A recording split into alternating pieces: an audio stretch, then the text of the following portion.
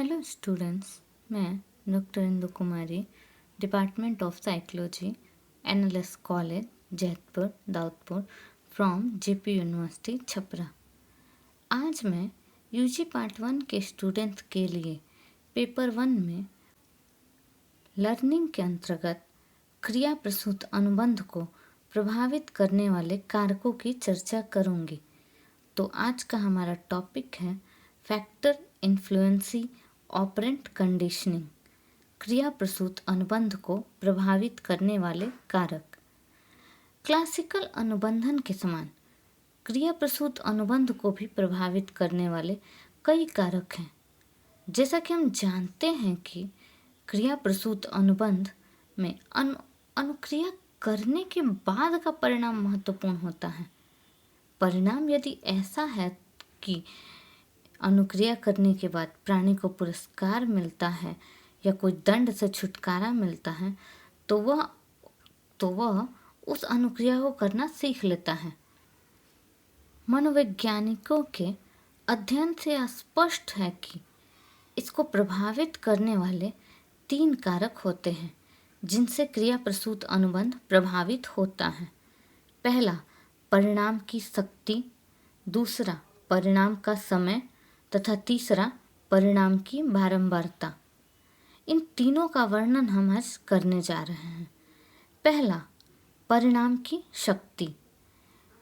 कई अध्ययनों से पुनर्बलन के विभिन्न मात्राओं तथा अनुक्रिया की शक्ति पर पड़ने वाले प्रभाव का अध्ययन किया गया है। इन अध्ययनों से यह पता चलता है कि अनुक्रिया करने के बाद यदि पुनर्बलन की अधिक मात्रा प्राणी को दी जाती है तो इससे सीखी गई अनुक्रिया की शक्ति तेजी से बढ़ती है। दूसरी तरफ अनुक्रिया करने के बाद यदि पुनर्बलन कम मात्रा में प्राणी को दिया जाता है तो वैसी परिस्थिति में वह सीखी गई अनुक्रिया अर्थात अनुबंधन की शक्ति क्या होती है, कमजोर पड़ जाती है। इतना ही नहीं, इन अध्ययनों में यह भी देखा गया है कि दूसरे की तरह की अनुक्रिया का विलोपन पहले तरह की अनुक्रिया की तुलना में तेजी से होता है। दूसरे तरह की अनुक्रिया का विलोपन पहले तरह की अनुक्रिया के तुलना में तेजी से होगा। इसी के संबंध में हमारा दूसरा पॉइंट है परिणाम का समय।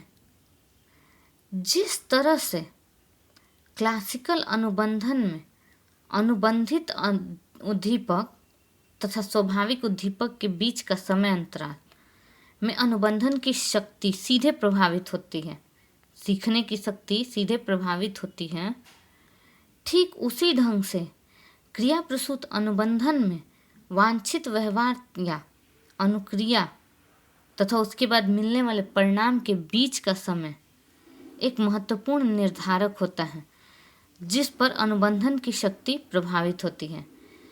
जैसे जैसे यह समय बढ़ता जाता है क्रिया प्रसूत अनुबंध की शक्ति कमजोर होती चली जाती है।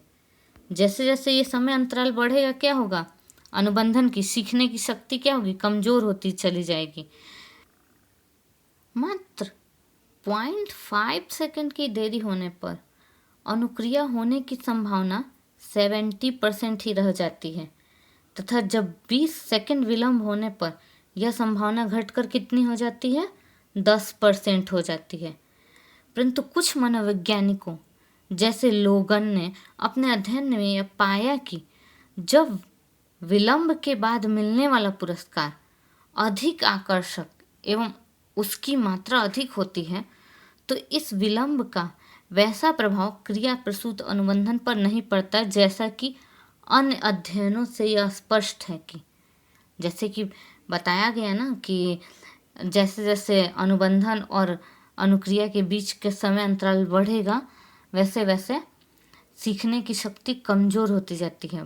परंतु जब कोई अनुक्रिया करने के बाद मिलने वाला पुरस्कार बहुत अधिक आकर्षक या बहुत अधिक मात्रा में होगा तो ये विलंब मायने नहीं रखेगा और इसका कोई प्रभाव नहीं पड़ेगा सीखने की शक्ति पर, क्रिया प्रसूत अनुबंध पर इसका कोई प्रभाव नहीं पड़ेगा। इसी के अंतर्गत हमारा तीसरा पॉइंट है परिणाम की बारंबारता। क्रिया प्रसूत अनुबंधन में अनुक्रिया के बाद मिलने वाला परिणाम, जिसे हम पुरस्कार कहते हैं, पुरस्कार या परिणाम एक ही बात हुई, कि बारंबारता से भी इस तरह का अनुबंधन प्रभावित होता है। सामान्यतः पुरस्कार का पैटर्न दो तरह का होता है, अनुवर्त पुनर्बलन तथा आंतरिक पुनर्बलन। अनुवर्त पुनर्बलन में प्रत्येक सही अनुक्रिया के बाद पुनर्बलन दिया जाता है, जबकि अंतरायिक पुनर्बलन में प्रत्येक सही अनुक्रिया के बाद पुनर्बलन न देकर किसी सही अनुक्रिया के बाद पुनर्बलन दिया जाता है। ऐसा होता है। तो किसी सही पुनर्बलन अनुक्रिया के बाद पुनर्बलन नहीं दिया जाता है।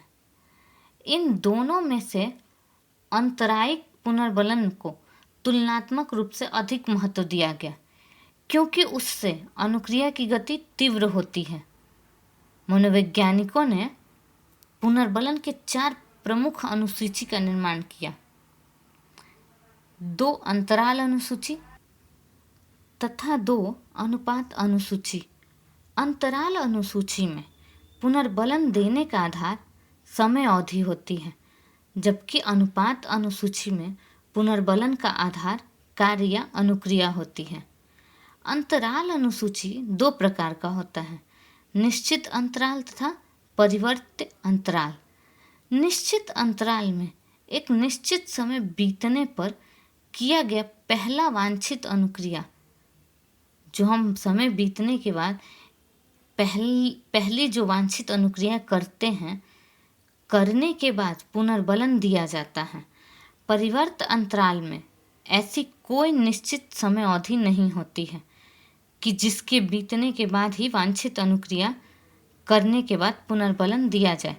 निश्चित अंतराल पैटर्न का परिणाम यह होता है कि पुनर्बलन के तुरंत बाद अनुक्रिया के दर में कमी आ जाती है, परंतु अंतराल खत्म होने का समय नज़दीक आने पर इसकी दर में वृद्धि हो जाती है। परिवर्त अंतराल में अनुक्रिया दर एक समान होती है। अनुपात अनुसूची में भी 2 प्रकार का होता है। यह अनुपात अनुसूची में यह 2 प्रकार का होता है, निश्चित अनुपात तथा परिवर्त अनुपात। निश्चित अनुपात में निश्चित संख्या में अनुक्रिया करने के बाद ही पुनर्बलन दिया जाता है तथा इसमें अनुक्रिया की दर में तीव्रता से बढ़ोतरी होती है, बहुत तेजी से यह बढ़ता है। परिवर्त अनुपात में अनुक्रिया की संख्या पूर्व निश्चित नहीं होती, पहले से कोई निश्चित नहीं होता है, और पुनर्बलन अनुक्रिया की संख्याओं में होने की अनिश्चित संभावना के बाद दिया जाता है। उसमें अनुक्रिया की दर उच्च परंतु एक समान होती है, और स्पष्ट है कि पुरस्कार या परिणाम की बारंबारता में परिवर्तन होने से क्रिया प्रसूत अनुबंधन प्रभावित होता है। और निष्कर्ष तौर पर हम यह कह सकते हैं कि क्रिया प्रसूत अनुबंध कई कारकों से प्रभावित होता है और इन कारकों के आधार पर अनुबंधन की प्रक्रिया को संचालित किया जा सकता है। तो आज हमने यह जाना कि क्रिया प्रसूत अनुबंध को प्रभावित करने वाले कौन कौन से कारक हैं। आज के लिए इतना ही, धन्यवाद।